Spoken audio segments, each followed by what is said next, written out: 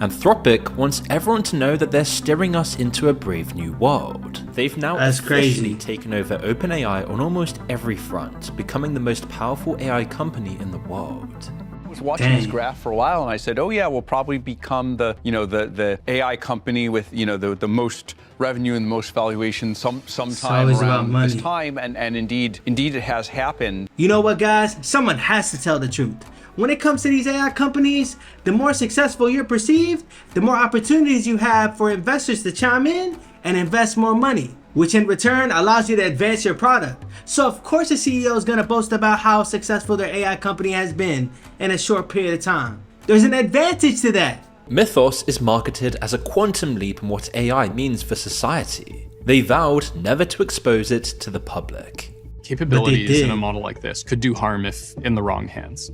And so we won't be releasing this model widely. Some of the early companies that we gave this to said things like, this is a super weapon. Please don't release this. 3 days was all it lasted before the US pulled the plug and banned Fable 5 completely. So you must be wondering, how come we don't regulate these new AI models? See, the thing about these AI models in general is that they're advancing at such a high rate that the laws that we currently have are not being made at that same rate. So if laws are not made at the same rate of AI advancing, or at least closing the gap, it's going to be very hard to regulate these AI models. And that's probably a dilemma we're going to continue to face. Meaning it's currently unavailable. Citing a narrow jailbreak apparently first reported by Amazon, the model can apparently be tricked into working more like Mythos by asking it to inspect code bases. The Hacker News pointed out how absurd that is, as this jailbreak essentially asks the model to fix a code base and expose its flaws. Behaviors that are absolutely fundamental to any frontier model. That's a lot of progress in a short space of time from one company, especially given that Anthropic just wanted to pause AI development completely for the good of humanity, as AI companies have said this many times over the last couple of years. And here we are all over again. I personally do not believe that AI development is going to stop, because a lot of these AI companies are at a fierce competition with one another. So if one decides to exit the competition and fall behind, there's no guarantee the other AI companies will do the same. And the cold truth is, they've already invested a lot of money into making AI and advancing it. So quitting or slowing down to them would be all for nothing, would be a waste of money. And we all know companies do not like wasting money. This apparently chaotic series of events begins to feel more logical in light of Anthropic's plans to go public at the value of nearly $1 trillion. Fulfilling that ambition requires an amazing story to get you to buy in. And what's better than describing AI as both the potential creator and destroyer of the world, somehow in the same month? Actually, the scariest possibility is that both outcomes are true at the same time. The ultra-powerful model and the doomer hype designed to funnel money into the IPO. This goes back to what I was talking about earlier. Think of it like a college basketball player. You had a great season, you scored a lot of points, and now you have NBA scouts scouting for you, giving you all types of offers, right? You're gonna roll with the NBA scouts that gives you an offer that's best suited for you. And that's the exact gameplay when it comes to Anthropic. They're a private company with a lot of potential, and they're not willing to go public unless the investors are willing to give up a good chunk of change. Because the bigger initial public offering, the better it is for the company to get the ball rolling.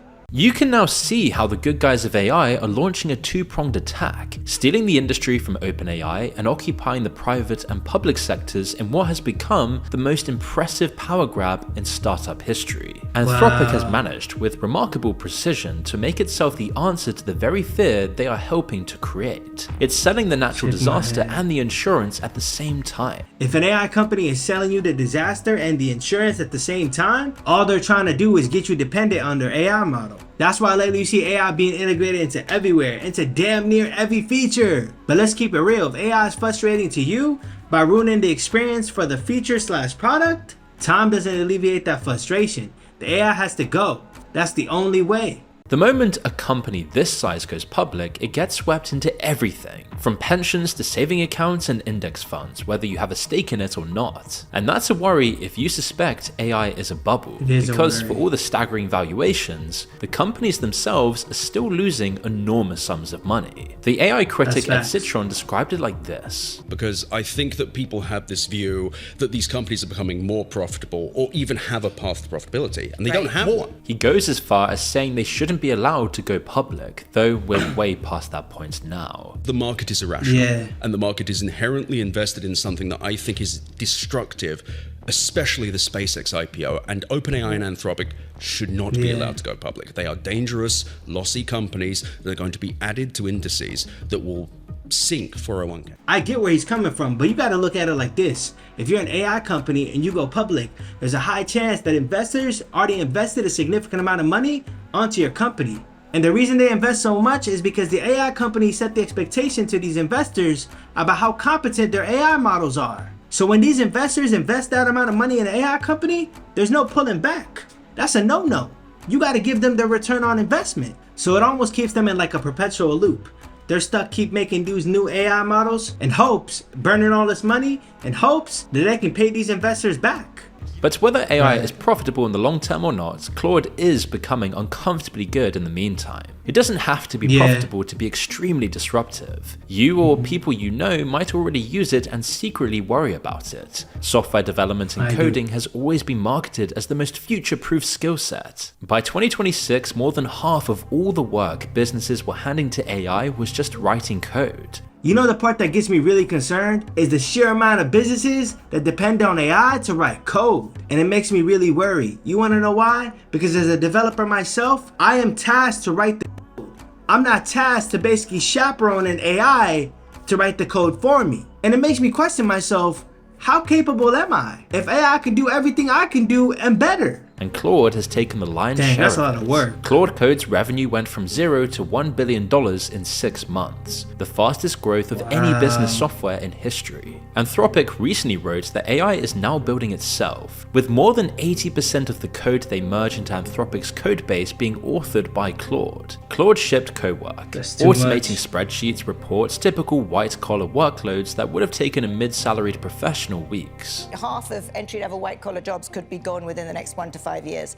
The wildest part about all this is, if a business is becoming efficient due to them using AI, and as a result of that, they lay off employees, they lay off workers, then the question lies, the business still depends on consumers buying their products and services. But if the consumers are having a hard time to get a job, to get money to buy the business's products and services, how is the business supposed to keep on functioning? The businesses will just have products and services that people are having a hard time to buy because they don't have jobs. AI isn't always the answer. AI could eliminate half of all entry-level white-collar jobs in the next 1 to 5 years. That was a year ago.